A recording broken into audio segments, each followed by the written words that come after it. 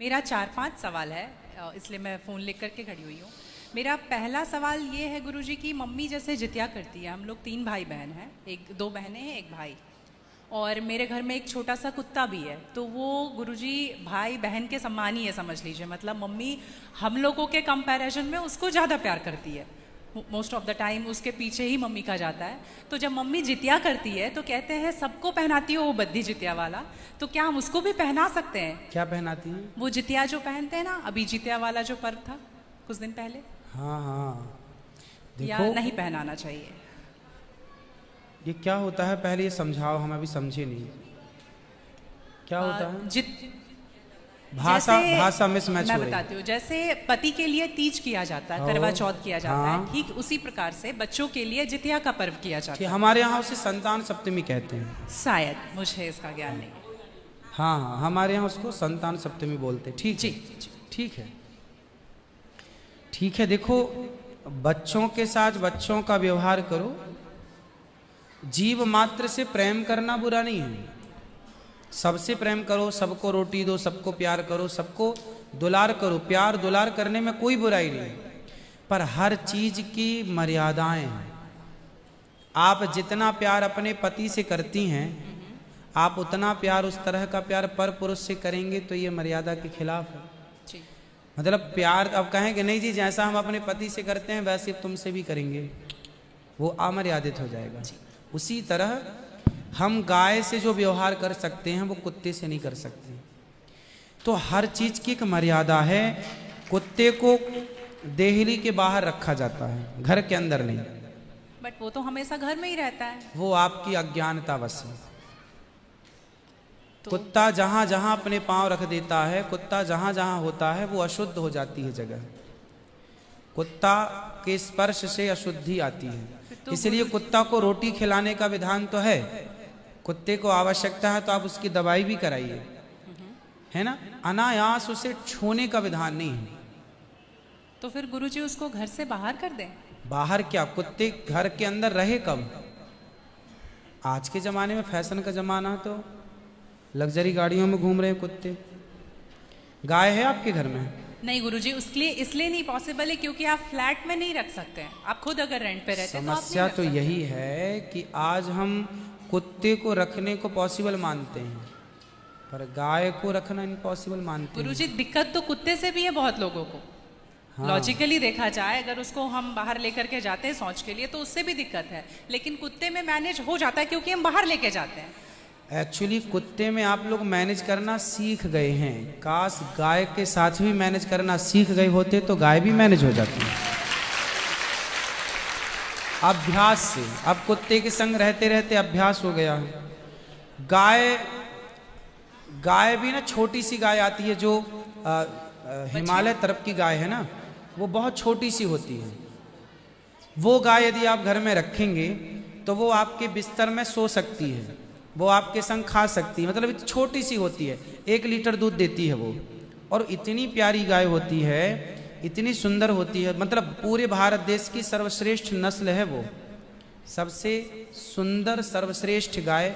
वो गाय सिर्फ कम दूध देती है। मतलब अपनी गौशाला में जितने छोटे छोटे बछड़े हैं ना, छोटे छोटे, मतलब सामान्य गैया का जो बछड़ा 1 महीने में होता है ना, उतनी बड़ी तो वो पूरी गाय होती है। मतलब उसे आप गोद में लेके जा सकते हैं। वो बच्चे की माँ बन गई है, लेकिन उस गाय को आप अपनी गोद में ले सकते हैं, वो भी गाय होती है। तो कुत्ते वालों को उस गाय के साथ मैनेज कर लेना चाहिए। अच्छा, मतलब उस हाइट, मतलब उस गाय की हाइट की ग्रोथ नहीं है, वो गाय की हाइट, वो गाय बहुत छोटी सी होती है, इतनी सी होती है कि आप उसे गोद में ले सकते हैं। आप उसे गोद में लेके पूरे घर में घूम सकते हैं। मतलब इतनी छोटी गाय होती है वो। देखो, भगवान को पता था कलयुग में ऐसा होगा, इसलिए ऑप्शन दे रखा है। आप कुत्ते को गोद में लेके घूमते हैं, पर भगवान ने ऑप्शन दे रखा था, हम लोगों का ध्यान उस तरफ गया नहीं। सही बात। गुरुजी, मेरा दूसरा सवाल ये है कि ये सवाल बेसिकली मेरी बहन के घर वालों का है। चिकन नहीं खाना चाहिए क्योंकि उसमें जान होती है, कोई भी जानवर नहीं खाना चाहिए क्योंकि जान होती है। प्लांट में भी तो जान होती है ना गुरुजी? हाँ, होती है। तो फिर हम उसको तोड़ते हैं तो उसको नहीं दर्द होता? ऐसा उनके घर वालों का सवाल है, मेरे माध्यम से। नहीं, आप ठीक कह रहे हैं। देखो, किसी आप ना गेहूं को चबा जाइए, जी, चने को चबा जाइए, दालों को चबा जाइए, तो वो रोती नहीं है, चीखती नहीं है, उसमें रक्त नहीं होता, हड्डी नहीं होती, मांस नहीं होता, वो चीखती नहीं है, चिल्लाती नहीं है ना। पर आप मुर्गी को मारिए तो वो चीखेगी, चिल्लाएगी, भागेगी, खून है, हड्डी है, मांस है ना। एक्चुअली सिद्धांत है ना, देखो इतने सारे मर्द हैं, लेकिन इतने सारे मर्दों में एक मर्द ऐसा है जो आपका हाथ पकड़ के रह सकता है, आपका हाथ पकड़ के घूम सकता है, कोई कुछ नहीं बोल सकता, क्योंकि वो आपका पति है ना। समाज ने आपको इजाजत दे दी, आपकी मांग भर गई, मंगलसूत्र आ गया, अब समाज ने स्वीकार कर लिया कि ये मर्द, ये पुरुष अब आपका पति है। अब आपको दूसरे पुरुषों के साथ देखा गया तो आप अच्छे नहीं माने जाएंगे। तो जैसे समाज ने एक पुरुष के संग, एक स्त्री के संग इजाजत दे दी, शास्त्र ने इजाजत दे दी कि आप इसके साथ रह सकते, ये लीगल है, उसी तरह आपको गेहूं, चावल, अंकुरित अनाज चीजें, दाल, चावल, सब्जी, रोटी खाना लीगल, वेद ने आज्ञा दे दी, ये खा सकते हैं, मांस के लिए आज्ञा नहीं दी। पतिव्रता नारी पराये मर्द के संग, पराये पुरुष के संग घूमेगी तो समाज उसे ठीक नहीं कहेगी। उसी तरह हमें शास्त्र आज्ञा करते हैं कि हमारे ठाकुर जी, हमारे राम फल खाते हैं, हमारे राम फल खाते हैं, दाल, चावल, साग, सब्जी, बादाम, काजू ये खाते हैं, तो हमारे राम, हमारे कृष्ण खाए, मतलब वेद ने आज्ञा दे दी कि आप ये खा सकते हैं, ये खाने का पदार्थ है। मांस शेर के लिए है, बिल्ली के लिए है, कुत्ता के लिए। क्या आप कुत्ता हैं? क्या आप बिल्ली हैं? क्या आप शेर हैं? क्या आप चीता हैं? नहीं। फिर जब हम मनुष्य हैं तो मनुष्यवत व्यवहार करें जी। हम वो ना खाएं जो हमारे लिए नहीं है। अब मांस खाने वाले जानवर ना, आप गौर से देखिएगा, मांस खाने वाले जितने जानवर होते हैं, कुत्ता, बिल्ली, चीता, शेर, सब जीभ से चाट चाट के पानी पीते हैं जी। आपने कुत्ते को पानी पीते देखा हो, लेकिन आप कैसे पानी पीते हैं? होंठों से पीते हैं, मुंह से पीते हैं। गाय कैसे पानी पीती है? मुंह से, जैसे हम लोग पीते। कुत्ता चाट के, बिल्ली चाट के। मतलब शाकाहारी जानवर और मांसाहारी जानवर दोनों ईश्वर ने बनाए हैं। गाय को आप मांस परोसिए, नहीं खाएगी, वो बकरी को मांस परोसिए नहीं खाएगी, भैंस को मांस परोसिए नहीं खाएगी। जब जानवर जानवर होके अपने धर्म में अड़े हैं तो हम इंसान क्यों अपना धर्म छोड़ रहे हैं? अब जो मांसाहारी जानवर होते हैं उनको आप ध्यान से देखना, उनके पांव में नाखून होते हैं, जबकि शाकाहारी जानवर के खुर पाए जाते हैं। जैसे गाय का खुर होता है, बकरी का खुर होता है, भैंस का खुर होता है, जबकि चीता का, शेर का, कुत्ते का, बिल्ली का। अब आप देखिए कि आपके ईश्वर ने पैर बनाए हैं ना तरीके से, आप मुंह से पानी पी, मतलब आपके लक्षण शाकाहार से मैच कर रहे हैं, है ना। बिल्ली के, कुत्ते के यहाँ कैनाइन दांत बड़े बड़े होते हैं मांस फाड़ने के लिए, आपके नहीं है। मतलब आप ईश्वर की तरफ से शाकाहार। और अब मैं नहीं कहता, आप मेडिकल साइंस का अध्ययन करके देखिएगा, साइंटिस्ट लोग अब सिद्ध, अभी मैं इंग्लैंड गया था, वहां मुझे बताया कि जो अंग्रेज लोग इनके बाप दादी जो मांस खाते चले आए हैं, अब कुछ अंग्रेज लोग इतने जागरूक हो गए हैं कि अब वो मांस नहीं खाते। वो कहते हैं कि अब इसको खाने से बीमारियां बढ़ रही हैं, लोग परेशान हो रहे हैं। पहले के लोग जंगल में कंदमूल फल खाते थे, ये अब खाने लग गए हैं, सुअर खा रहे हैं, कुत्ता खा रहे हैं। अब बहुत सारे लोग शाकाहार की तरह जो जागरूक हैं बढ़ रहे हैं। तो आप और हम तो पहले से जागरूक हैं, तो हम क्यों अपने आप को मांसाहार की तरफ ले जाएं? क्यों किसी की हड्डी चबाएं? बताइए, हमारे यहाँ मुर्दे को छूने से लोग नहाते हैं, कितनी दुर्गंध है। अब देखो, आप गेहूं, आप पालक काटो, गोभी काटो, है ना, मूली काटो, गाजर काटो, दाल पकाओ, कोई दुर्गंध आती है आपकी रसोई में? नहीं। लेकिन आप मुर्गी पकाओ, मुर्गी काटो, बिल्कुल वो बदबू से भर जाएगा। मतलब आपकी नाक भी आपको गवाह देने लग जाएगी, भाई बस कर, है ना। तो शरीर एक्सेप्ट नहीं करता, आप जबरदस्ती खिला रहे। गुरुजी, मेरा तीसरा प्रश्न ये है कि जैसे हम लोग एकादशी करते हैं और किसी दिन अगर हम बाहर रहते हैं और उस दिन एकादशी है, फॉर एग्जांपल हम आउट ऑफ स्टेशन है और उस दिन ख्याल नहीं कि एकादशी है, तो अगर हम बाहर चावल खा लेते हैं या लहसुन प्याज खा लेते हैं तो क्या वो ब्रेक हो जाता है पर्टिकुलर एकादशी उस दिन का, या पूरा कंटिन्यूड रहता है जो 108 हम कर रहे हैं? कंटिन्यू कैसे रहेगा? वो पर्टिकुलर वाला कैंसिल होता है ना जिस दिन हम खा लिए बाहर। हाँ, आपने जो खा लिया वो एकादशी भंग हो गई जी, और पीछे से जो हम कंटिन्यू जो करते आए हैं वो तो जो किया वो मिलेगा, जो आगे करेंगे वो मिलेगा। पर हमें इस बात का ध्यान रखना चाहिए। यदि आपने एक बार खा लिया, एकादशी के दिन कोई ने धोखे से कुछ खा लिया, चावल खा लिया, रोटी खा ली, बिस्किट खा लिया, तो भगवान से क्षमा मांगनी चाहिए, प्रभु अज्ञानवश हुआ, हमें क्षमा कीजिए। और फिर उतने को ही फलाहार मान लेना चाहिए, फिर कुछ नहीं खाना चाहिए। जैसे आज आपने धोखे से चावल खाया, आपने खाया ही एक कौर, तभी याद आया आज तो एकादशी। अब आप बोलेंगे नहीं, हे प्रभु अपराध हुआ, क्षमा, भगवान का नाम जप करो और उसको ही अब मान लो कि अब मेरा पारण हो गया, अब फिर मैं कुछ नहीं खाऊं, तो फिर वो पूरी एकादशी मान ली जाएगी।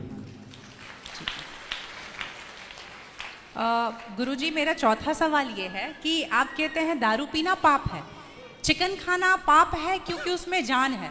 दारू में ऐसी कौन सी चीज मिली होती है कि उसको पीने से पाप हो जाता? अगर आप पी के कुछ गलत कर रहे हैं तो फिर गलत है लॉजिकली, तो फिर पाप क्यों? और अगर दारू में नशा चुकी होता है, अगर वो पाप है, तो फिर तो पुड़िया खाना, सिगरेट पीना, सारी चीजें पाप में आ जाएंगी। पाप अलग विषय है, अभी मैं समझा देता हूँ आपको। जब हमारा देश गुलाम था जी, तो एक अंग्रेज ने एक पंडित जी की कनपटी पे बंदूक रखी और अंग्रेज ने कहा, ये पंडित जी यहाँ हो, तुम बड़े पुजारी हो? हाँ पुजारी।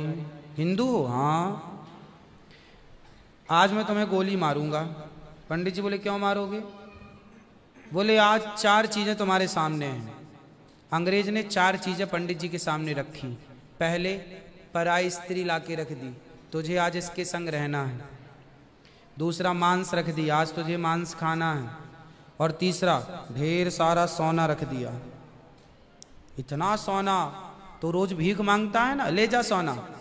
और चौथी, दारू रख दी, शराब।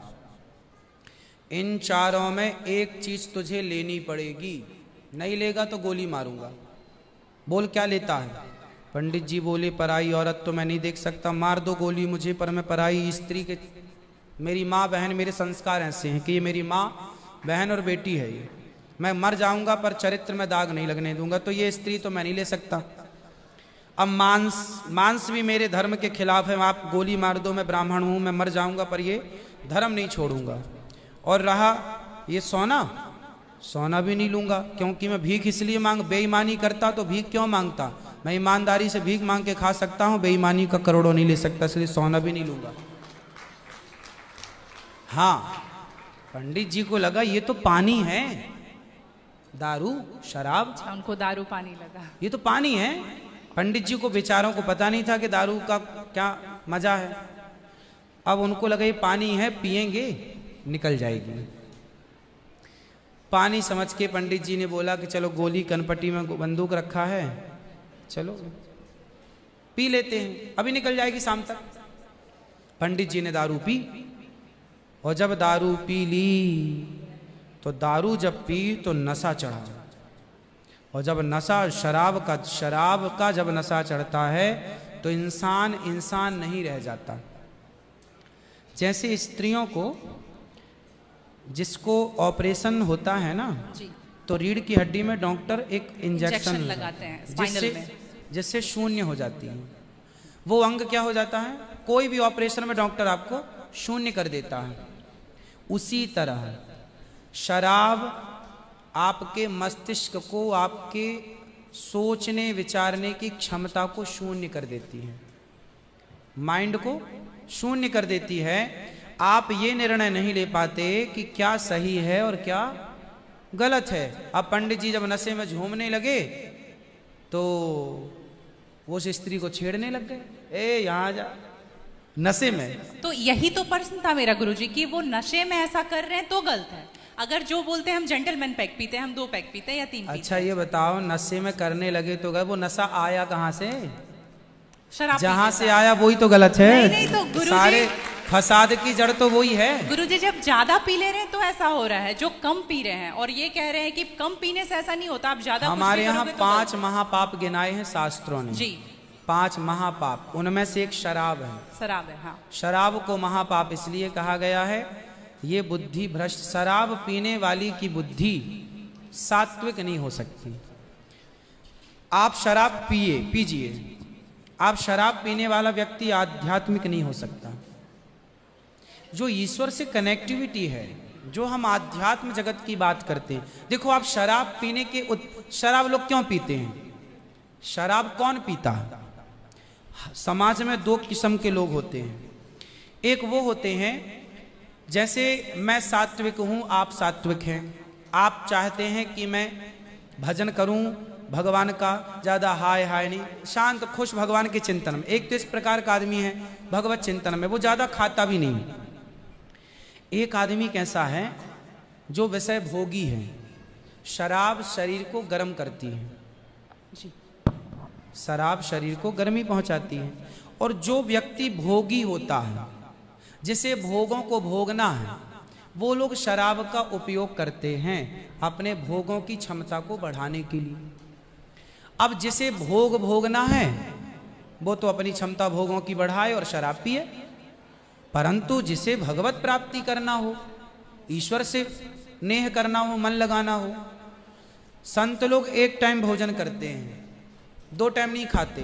बोले शरीर को केवल जिंदा रखना है, ज्यादा खिलाएंगे तो शरीर फिर हानिकारक है, मन भटकेगा। इसलिए यदि आपके अंदर ईश्वर की प्राप्ति की साधना है तो आपका आहार विहार शुद्ध अपने आप हो जाएगा। और मन में यदि कामना है तो फिर लोग तो चरस भी पीते हैं, अफीम भी लेते हैं। ये सब चरस अफीम क्या करती हैं? शरीर को उत्तेजित करती हैं। ये सब शरीर को उत्तेजित करने वाले पदार्थ हैं। तो बाकी जितने भी नशा वाली चीज हैं, हाँ, गुटखा, खैनी, दारू जो भी हैं, ये सारे फिर उतने ही इक्विवेलेंटली सब नुकसानदायक है। खैनी से कैंसर होता है, सिगरेट से लंग्स खराब होते हैं। गुल से क्या होता है गुरुजी? किससे? गुल जो करते हैं, गुल क्या होता वो है? पाउडर एक होता है ना? नहीं वो मैं जानता नहीं। चरस अफीम क्या कहते हैं? क्या है बट? ड्रग्स? नहीं वो ड्रग्स नहीं होता, डब्बे में आता है गुल। नहीं, वो गांव के लोग को मैंने देखा करते हुए। हाँ, तंबाकू चूना? नहीं वो मैं उसके बारे में पहली बार सुन रहा हूँ, अब रिसर्च करना पड़ेगा वो चीज क्या है। मतलब कुछ भी नशीला पदार्थ देखो गलत है, सब गलत है, सब गलत। शराब कौन सी सही है? सिगरेट कोई पिए तो कौन सा समझदार है? आप खैनी खाएं, गुटखा खाएं, अब कौन सही? इसे कौन कहे? मूर्ख ही सही कहेगा, खाने वाला ही सही कह सकता है। तो मतलब सब इक्वली उतना ही पाप है। पाप पुण्य अलग विषय हो गया। नहीं गुरुजी, आप कहते हैं कि शराब को पाप माना गया है, ये सारी चीज पाप के अंतर्गत है। अब सेहत खराब हो ही जाएगी। शराब के नशे को पाप माना गया है, बाकी चीजें गलत हैं। ठीक है, महापाप में शराब को लिया गया है, बाकी चीजों को गलत। सही कैसे हो सकती है खैनी और सिगरेट और बाकी चीजें? महापाप में शराब को गिना। देखो एक होता है महापाप, एक होता है पाप जी। महापाप 5 प्रकार के हैं, पाप अनेक प्रकार के हैं। तो पाप है, गलत है, ये सब चीजें गलत हैं, शराब महापाप है। आगे ठीक है गुरुजी, मेरा लास्ट प्रश्न आपके माध्यम से ये बुलवाना है। बहुत सारे लोग खच्चर पर जाते हैं केदारनाथ, और वैष्णो देवी भी जाते हैं खच्चर पे। अगर आप देख रहे हैं तो अभी रिसेंट का वीडियोस देखे होंगे, तो उनको चरस पिला करके लेकर के लोग जा रहे हैं। किसको? खच्चर को जी। एक नाक बंद करके एक नाक से पिला रहे हैं, और आपको यहाँ पे बहुत सारे लोग एडमायर करते हैं, इवन 11 मिलियन लोग एडमायर करते हैं। अगर आप ये बोल देंगे कि आप धाम जाते हो तो जाओ, लेकिन पैदल जाओ, इनका प्रयोग मत करो, तो मेरे लिए बहुत अच्छा होगा, क्योंकि हम बहुत ज़्यादा ही एनिमल लवर हैं। तो ये देख करके लगा था मुझे कि कभी आऊंगी यहाँ तो आपके माध्यम से। इसलिए पहले के लोग जब तीर्थ यात्रा पर वहाँ केदारनाथ बद्रीनाथ जाते थे तो इस उद्देश्य से जाते थे कि अब वापस नहीं आना। पहले के लोग जाते थे इस उद्देश्य से कि अब वापस नहीं आना, वहीं भगवत धाम में चले जाएंगे। आजकल इसलिए आज के जमाने में तीर्थ इत्यादि जवानी में ही कर लो। माँ बाप को समय है, पाँव हाथ चल रहे हैं तो करा दो। भजन करो मस्त जवानी में, बुढ़ापा किसने देखा। तो समय से सब कर लो, बुढ़ापे में फिर तो खच्चर ही बचेगा। तो बुढ़ापे जो देखो बूढ़े लोग हैं जो नहीं चल पा रहे हैं पर आस्था है दर्शन की, तो वो अपने हिसाब से जाते हैं। नहीं तो गुरुजी हेलीकॉप्टर भी तो है ना। हाँ हेलीकॉप्टर का बजट सबका नहीं होता।